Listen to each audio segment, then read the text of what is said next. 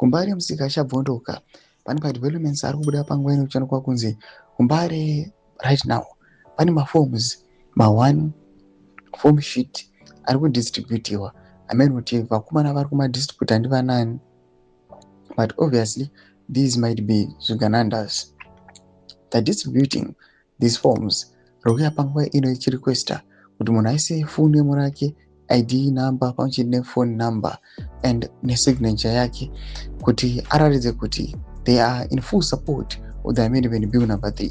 Saka mena mashoko ari kuda panguva ino nema-letters ari kuya panguva ino achiprovidwa neCrime in Zimbabwe. Remember subscribe or like on the bell icon.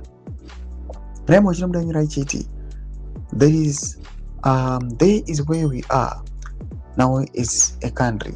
We have received a worrying update from Mbare Musika.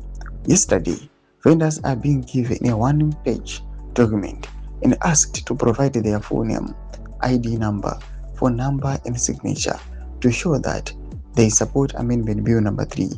The document claims that the reason for this support is that Bill number 3 extends the time for implementing development projects from 5 years to 7 years. However, reports indicate that vendors are being intimidated into signing the document.